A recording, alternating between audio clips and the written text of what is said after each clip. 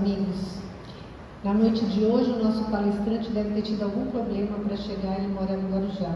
E aí a gente tem o nosso querido palestrante Daniel, trabalhador da casa, o Daniel Oshiro, da nossa diretoria, segunda geração da casa, que eu falo que é com muito carinho que a gente recebe ele para falar do Evangelho de Jesus para nós na noite de hoje.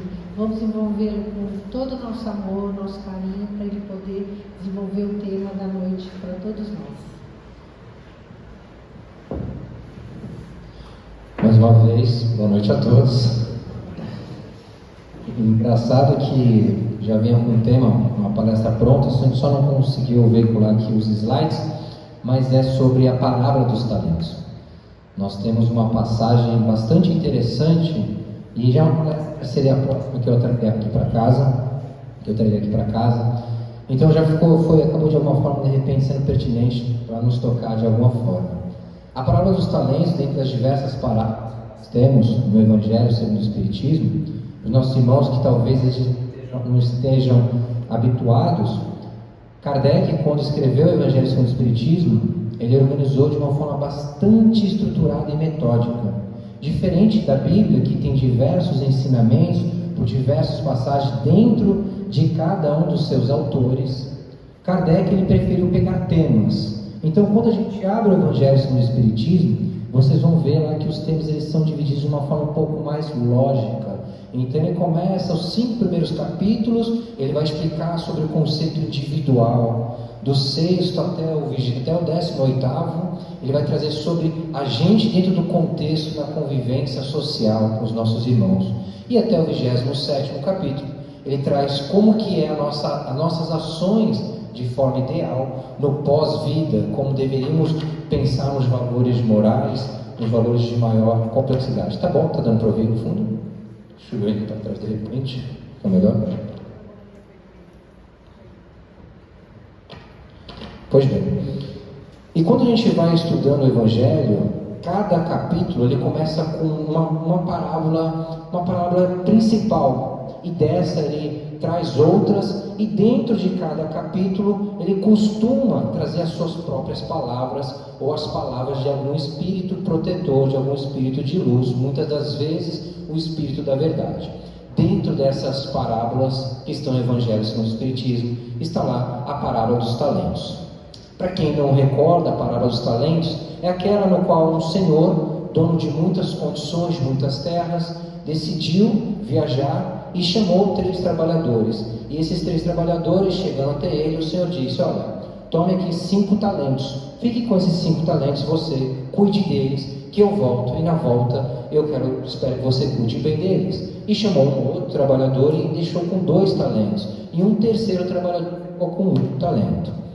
À época, para a gente se recordar, talento era uma equivalência de monetária. Então era algo hoje em torno de 40, 50 mil reais. Então eram quantias de dinheiros, de valores deixadas com esses trabalhadores. E assim que voltou o trabalhador, voltou o Senhor, procurou os trabalhadores e os questionou: como estão os nossos talentos? O que fizeste deles? O primeiro se apresentou: Senhor, deixastes comigo 5 talentos, dos quais os 5 talentos, aqui eu multipliquei, trabalhei em cima dele. Tome aqui os teus 5 talentos e os outros 5 que eu multipliquei a partir deles.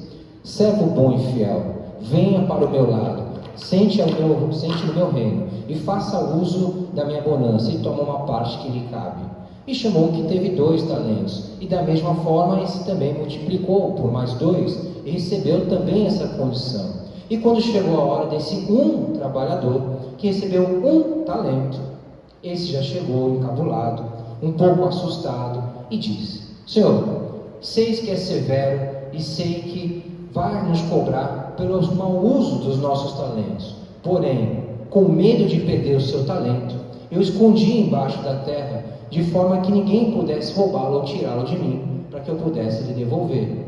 E aí vem a passagem do Senhor que diz: servo ingrato e fiel, afastai-vos de mim, que praticais a iniquidade, porque no seu lugar não haverá espaço próximo de mim. E assim segue a palavra nas suas inscrições. Por fim, esse é aquele que haverá sofrer e ranger de dentes. Observemos aqui o seguinte: os talentos Coincidentemente, eles vêm de encontro com a palavra talento que nós usamos hoje. E nós fazemos essa analogia, e vamos aqui inclusive fazer essa analogia também para a realidade de cada um de nós. Esse senhor que recebeu esse único talento, ele escondeu com medo, ele não foi produtivo.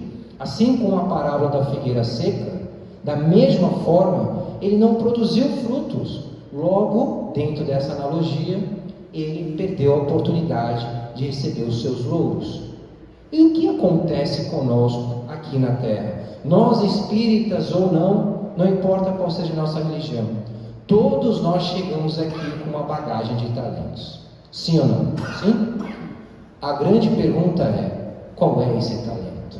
Temos aqui pessoas da mais jovem idade e pessoas de uma idade um pouco mais vivida, mais avançada.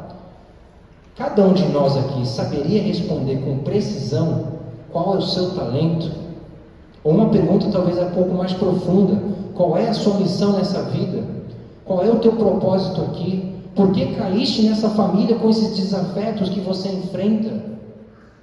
Possivelmente, um ou outro de nós, talvez mais dedicado na sua autoconsciência, no estudo da doutrina, tenha algum tipo de resposta e consiga ter algum grau de alívio. Mas sabemos que não é a maioria de nós.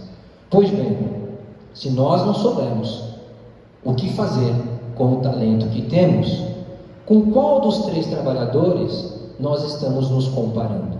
Com o que tinha 5 e multiplicou, porque sabia o que fazer com os seus talentos?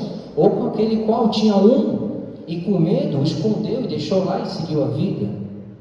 Esse 1 tende, de alguma forma, estar mais próximo de nós, se nós nem soubermos qual é o nosso talento. De repente, poderemos estar pensando aqui agora: mas Oshiro, eu estou trabalhando, eu me dedico, eu não faço mal para ninguém. Pois bem, no Evangelho nós temos pelo menos 3 passagens que deixam muito claramente isso, inclusive no Livro dos Espíritos. Não basta não fazer o mal, é necessário praticar o bem para que você seja bom. Aqueles os quais estão satisfeitos por não fazer o mal, certamente em algum momento a sua consciência virá e não terá janela de tempo para poder praticar o bem que poderia. Logo, meus amigos, qual é o talento que nós não vivemos? E quando a gente começa a olhar para isso, vem um efeito colateral pior, que a gente às vezes não mede, que é o que eu não estou fazendo com os meus filhos, com os meus netos, com os meus sobrinhos, com as pessoas com as quais eu tenho influência, com os meus liderados. Todos nós aqui nessa sala, sem exceção, temos pessoas que nós influenciamos. Sim ou não? Sim, né? Todos nós. Logo, nós temos a responsabilidade moral, como irmãos em Cristo, de contribuirmos com o talento também dessas pessoas. Obviamente, existe uma ordem lógica, da qual, primeiramente, nós para com nossos cônjuges, nós para com nossos filhos e também nós para com nossos pais e, consequentemente, os demais parentes que nós possuímos. Temos uma lógica a ser seguida. Porém, quando nós não nos perguntamos isso, quando nós não cuidamos de nós, a grande tendência é que nós consigamos fazer os nossos próximos viverem seus talentos, aproveitarem, ou talvez se subempregarem. Não precisa responder, é uma pergunta retórica. Logo, o que acontecerá conosco? Olha só que interessante, no Evangelho segundo o Espiritismo, ele tem uma pergunta, que normalmente está no Livro dos Espíritos, mas no Evangelho segundo o Espiritismo, uma pergunta que diz: devemos nós chamar a atenção das pessoas, advertir, ou qualquer coisa similar a isso? Qual a resposta que naturalmente a gente daria? Que sim ou que não? Sim? Devemos advertir as pessoas? O Espiritismo preconiza isso, que a gente tem que chamar a atenção das pessoas? Não? Sim ou não? Levanta a mão para não. Quem acha que não? Não devemos chamar a atenção das pessoas? Levanta a mão. Ok. Então, acha que devemos chamar a atenção e advertir as pessoas? Eu deve ter desencarnado que eu estou achando que é gente aqui, porque tem gente que não sei se é espírito. Olha só, é confuso, porque do ponto de vista social, quem somos nós para falar da vida do outro? Porém, no Evangelho segundo o Espiritismo, está escrito lá, todos nós que tivermos influência sobre qualquer pessoa, devemos orientá-la e, se for o caso, adverti-la na prática do bem, desde que não seja com o intuito de reduzi-la, prejudicá-la, difamá-la ou fazer isso em público com o intuito do meu crescimento. Está escrito lá. Logo, se nós não observamos isso, acabamos deixando passar oportunidades raras com as pessoas próximas, inclusive com os nossos filhos, inclusive com os nossos cônjuges, porque ficamos presos na condição de, se eu sou falho, logo não tenho moral para falar. Porém, nessa mesma passagem, que combina com a parábola dos talentos, diz: você não precisa ser pleno e completo, até porque você será. Aquilo que você quer orientar, ajudar ou advertir, você precisa, pelo menos, estar bem nisso. E de uma forma respeitosa, carinhosa. E sim, chamar e conversar. Convidar a pessoa. Caso ela não queira, tudo bem. E o que isso tem a ver de fato com a parábola dos talentos?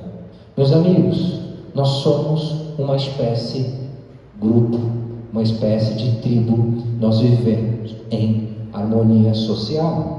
Não existe progresso, não existe talento de nenhuma pessoa que seja exercido somente com ela. Quem de nós tem algum sucesso em qualquer área, esse sucesso é de você com você sozinho. Você precisa de alguém para praticar a paciência. Como é que você pratica a paciência sozinho? Você precisa de alguém. Você precisa de repente de um marido, de uma esposa, de um filho mais elétrico, mais enérgico, testando os limites da sua paciência para que você aprimore. Como é que nós vamos fazer para testar nossa humildade se nós não tivermos as adversidades materiais, se nós não tivermos os colegas, os irmãos em necessidades materiais maiores que a nossa? Como que nós vamos testar isso? Não existe nenhuma habilidade comportamental, nenhuma habilidade moral que a gente consiga desenvolver sozinho. Nada contra os monges budistas que se recolhem nos recantos das montanhas e das florestas. Nem sei se de fato ainda são. Estou fazendo aqui uma figura de linguagem, me perdoe se alguém o pratica. Mas é muito mais fácil você praticar todos esses elementos sozinho. Vai fazer isso dentro de uma casa com 2, 3 filhos, com o marido, com uma esposa, que o marido ou a esposa perdeu o emprego, que o filho ficou doente, que teve um problema na porta do prédio. É outro cenário. Aqui nós temos a oportunidade real de testarmos os nossos talentos. E aqui fica também uma pergunta, uma reflexão. Qual talento que a gente ainda não viveu? Qual é a oportunidade de nós desenvolvermos os nossos aspectos morais que a gente ainda não teve coragem? Vocês já se perguntaram isso? Independente da idade, da classe, condição social, porque todos nós aqui somos literalmente iguais. O que eu ainda não fiz que eu deveria ter feito? Uma pergunta mais profunda ainda, talvez até mais interessante. Por que eu não fiz isso? Porque eu já passou meu tempo? Isso tinha que ter feito com 20, 30 anos, 40 anos, com 50, 60? Quem disse? Existe no estudo no livro dos médiuns, um estudo muito claro que vai falar para nós sobre os débitos. Existe uma linha de estudo que Kardec nos deixou sobre os débitos pretéritos. Tudo aquilo que nós temos consciência já é parte de um conhecimento anterior da nossa alma.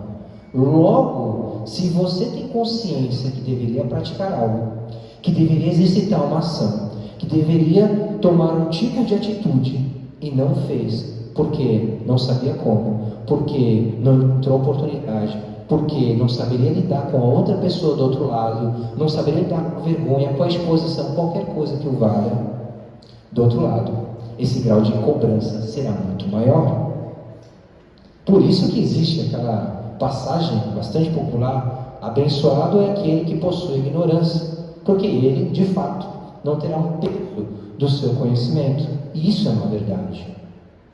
Nós, espíritas, na linha de Kardec, acreditamos, Kardec assim nos ensinou, que quanto maior o nosso conhecimento, maior será a nossa cobrança, maior a nossa dívida.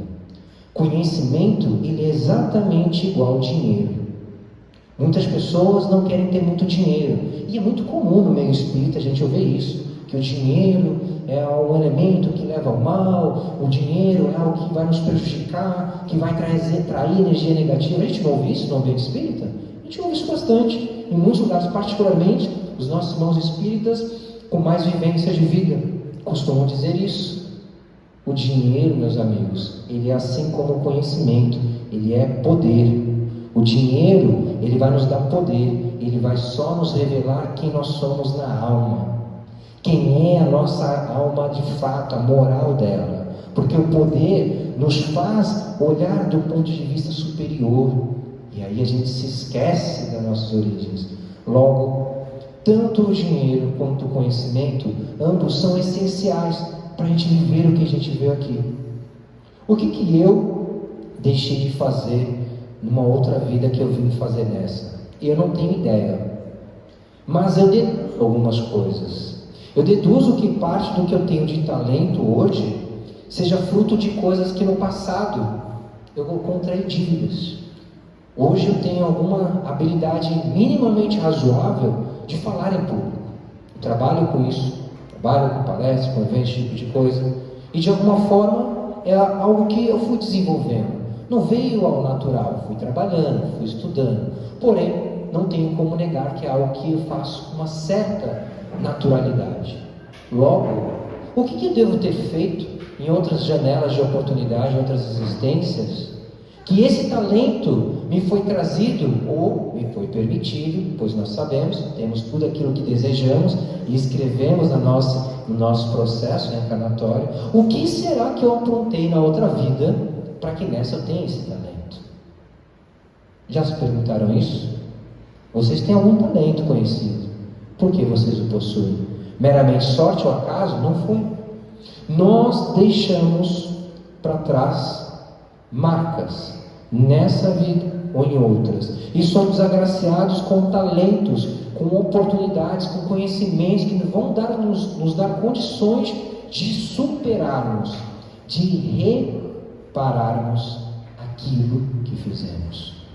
Por isso, quando nós não nos debruçamos sobre esse exercício de olhar o nosso talento, a gente acaba aceitando a condição de que eu não vou exercer aquilo pelo qual eu me propus a vir, em alguma escala. Isso é perigoso, porque do outro lado nós teremos uma consciência mais limpa, uma consciência maior, e chegando lá, o que diremos para nós? Tem um exercício que eu gosto de praticar com os meus clientes, que quando eles chegam cheios de dúvidas, incertezas, dos seus diversos desafios lá, da realidade de vida deles, eu costumo perguntar o seguinte: vamos fazer uma dinâmica. Imagine que por alguma razão você desencarnou agora. Nós aqui saímos do centro e por alguma razão desencarnamos. E nesse desencarne, aquele susto, aquela coisa, você não acredita, e aí você vê os irmãos de luz conversando, olha, é isso, e você está meio incrédulo, e em algum momento cai a ficha e você está com um espírito de luz. Vamos supor que todos nós aqui somos espíritos bons e vamos rapidamente ter encontro com o espírito de luz. Tudo bem? Vamos pensar assim metaforicamente. Ok. E aí, quando bate aquela consciência, a gente... minha esposa, filhos, meu marido, minha mãezinha querida, que eu não pude conversar, que eu não pude pedir perdão para aquele meu pai. Eu preciso voltar, e aquele sentimento vem nos tomando o coração e a gente não sabe como lidar, e esse espírito de luz nos acalma e diz: calma, você ainda tem uma chance. E nessa chance, ele nos senta e nos diz 3 perguntas. Você quer reencarnar, voltar para a Terra? Qual a resposta que nós daríamos? Sim. Eu diria sim. Acredito que a maioria também. Ele, ok, Tem uma segunda pergunta. Eu posso te conceder um retorno à vida corpórea, porém, por apenas 3 meses. 3 meses. Pergunto, levante a mão, quem nessa situação voltaria para reencarnar por mais 3 meses para poder resolver, sei lá, qualquer coisa que queira? Levanta a mão. Só isso? Vou repetir a pergunta, pode abaixar. Estamos lá desencarnados, de repente agora, saiu do centro, e aí o Espírito de Luz nos diz, você quer voltar e ficar mais 3 meses vivendo na Terra? Quem gostaria de voltar e ficar mais 3 meses e voltar na Terra e viver a sua vida? Ok, não é a maioria, isso é interessante. Primeira vez que eu vejo isso. Hã? Tá valendo a terceira opção. Olha só, faz sentido, tá? Até porque a terceira opção é um pouquinho mais desafiadora. E aí chega a terceira pergunta.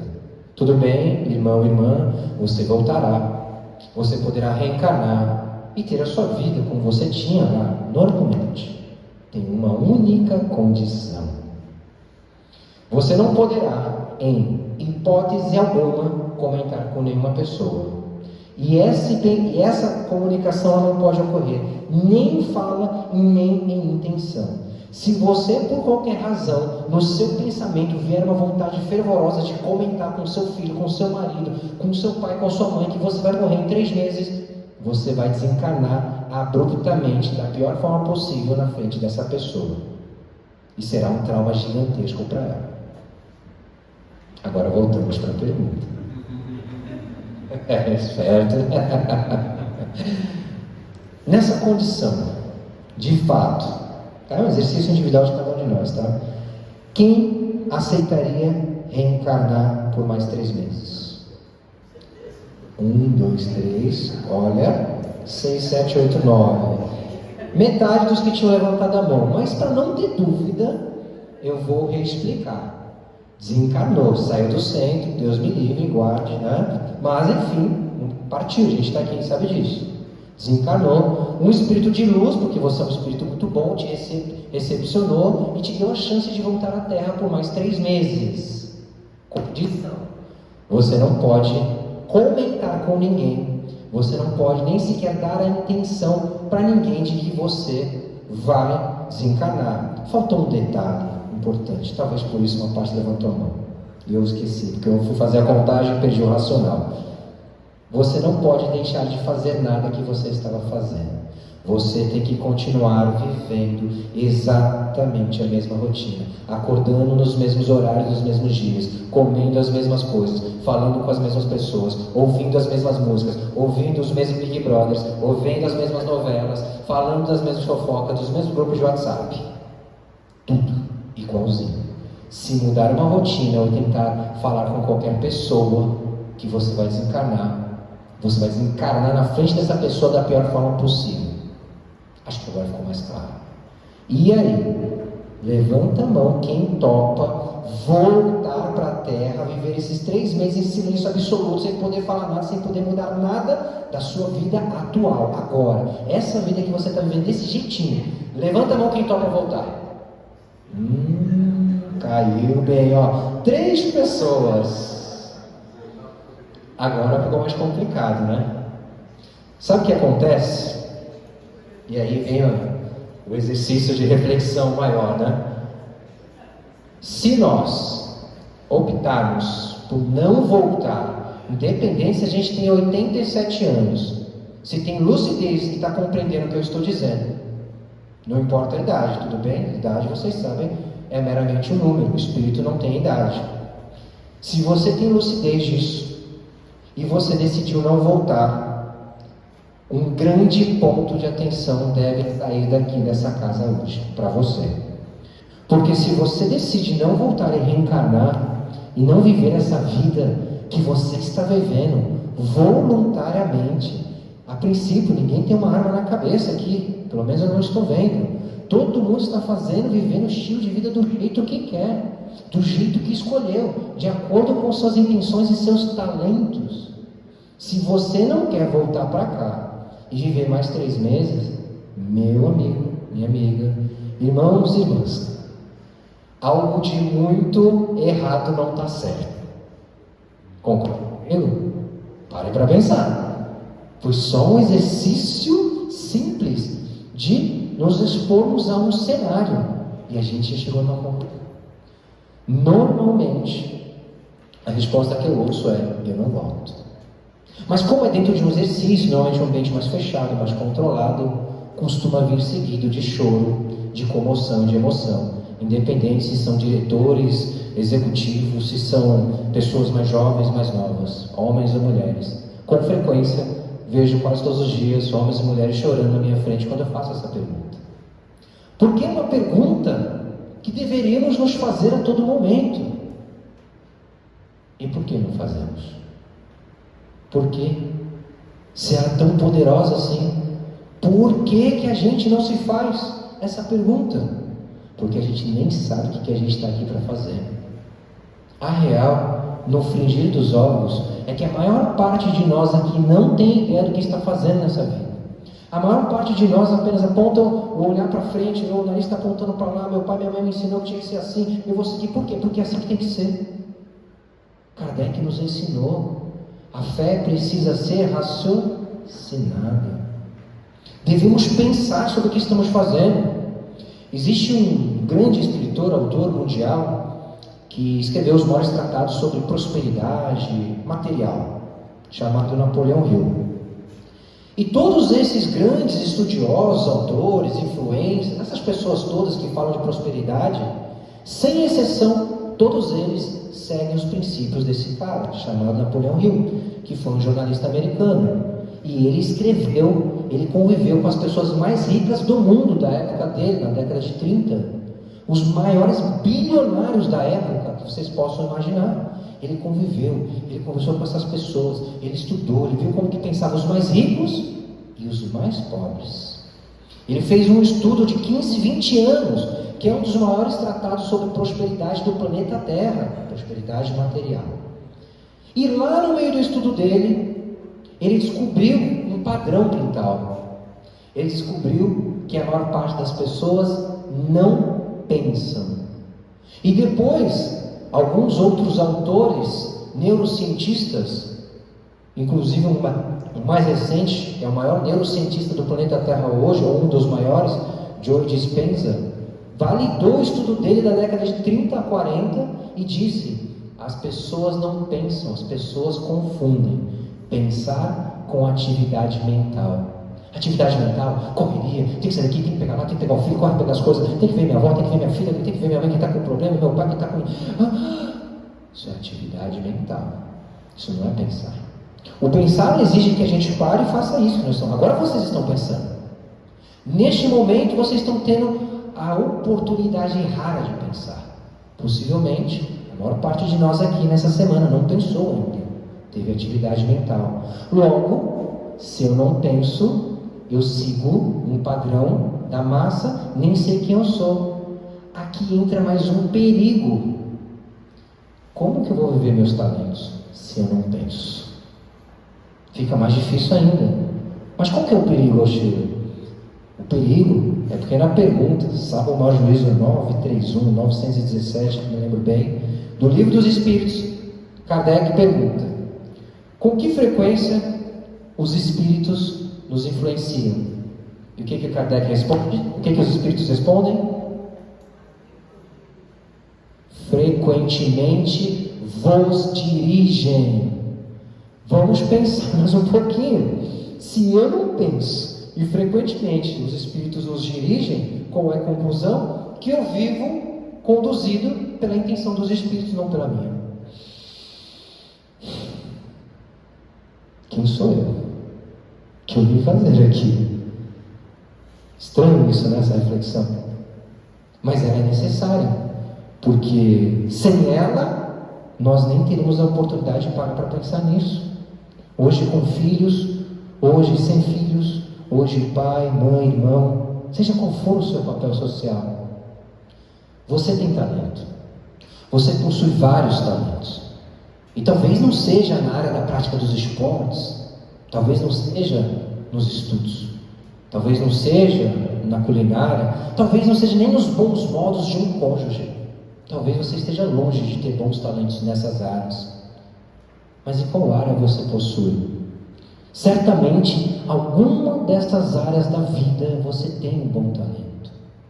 E você nem sequer parou para pensar. Tem uma infinidade de seres humanos, de irmãos nossos, precisando de uma palavra nossa, de um conhecimento nosso, de um aconselhamento. E a gente nem sequer sabe qual é o nosso talento. A gente nem sequer sabe se a gente está vivendo o que a vida deveria viver. Na maioria de nós, a gente se satisfaz em conseguir comprar uma casa e pagar um aluguel e não roubar, e não matar, e não prejudicar ninguém. É muito pouco, meus irmãos. É muito pouco. Kardec nos deixou isso muito claro. Jesus, os apóstolos e tantos outros já nos deixaram isso tão claro. Ninguém veio aqui apenas de passagem. Nós viemos aqui para produzir, para nos aperfeiçoarmos. Qual é o aperfeiçoamento que você está fazendo agora? Qual é o desafio moral que você está lutando? Qual é o comportamento que você precisa mudar? Você tem coragem de pegar esse comportamento, olhar para o espelho e falar assim: hoje, a partir de hoje, você não será mais assim. Se você não tiver coragem de fazer isso com você, com a sua vida, cuidado.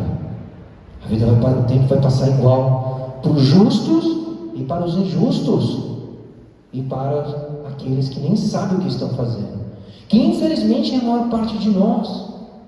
Então, meus amigos, a parábola dos talentos, na sua explicação dentro do Evangelho segundo o Espiritismo, ela vai deixar muito claro que todos nós fomos providos das condições necessárias para o nosso aprimoramento. Logo, se eu estou em sofrimento com a condição que eu possuo, alguma incoerência está tendo. Eu estou reclamando que aquilo que eu mesmo defini para mim na outra existência. Não existe um acaso.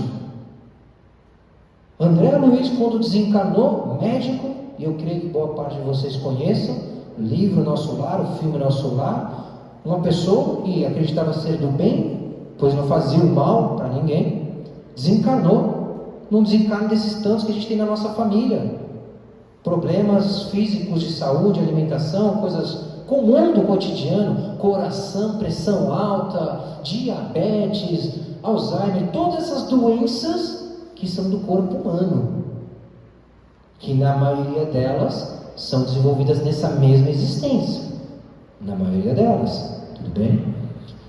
E ele, quando desencarna, crente que com seu conhecimento seria extremamente bem amparado, vai para um vale de sofrimento, chamado por alguns de umbral, e lá ele sofre muito por muitos anos até ter a consciência de que ele, embora tivesse talentos maravilhosos como médico para tratar bem as pessoas, para formar novos líderes locais através do seu conhecimento médico, da sua cura, da sua capacidade, ele não passava de apenas um médico que friamente tratava, próximo, e assim seguia. Logo ele foi cobrado por o quê? Por todo o conhecimento que ele possuía. E ele foi considerado um suicida inconsciente. Porque ele, com todo o conhecimento médico que ele possuía, não poderia jamais morrer de complicações físicas antes do seu tempo de desencarno. Assim será conosco também. Todos nós temos um conjunto de potências, de conhecimentos e talentos.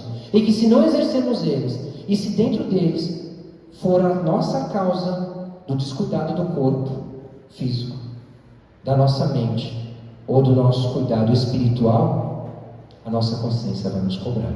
Porque não existe Deus, ou anjos, ou demônios que vão lá do outro lado ficar nos cobrando. Para quem ainda não sabe, quem vai nos cobrar, o nosso grande juiz, é a nossa própria consciência. Então, meus irmãos, que Deus possa amparar cada um de vocês nessa jornada, que a gente possa ter a habilidade de pararmos, a humildade de aceitarmos que somos falhos, que no dia de hoje vocês possam sentar nas suas mesas, ter coragem de olhar para o seu espelho, sozinho no seu quarto, entrar numa oração silenciosa, profunda, olhar para você e dizer: o que eu tenho que mudar agora? Eu farei. E se eu não souber o que fazer, olhe para esse mesmo espelho que é você e peça ajuda do seu protetor. Irmão, irmã que me ampara e me protege, nem sei quem é você, mas eu não sei como cuidar disso. Me ajuda. Põe a sua mão sobre mim e me guia, porque eu não sei dar esse passo. Ele é muito grande para mim, mas eu vou conseguir. Me guia que eu conseguirei sair dessa jornada. Se vocês fiquem em paz, com muita luz, muito amor no coração e busquem cada vez mais encontrar o seu talento para que a vida vá com verdadeiro sentido. Boa noite.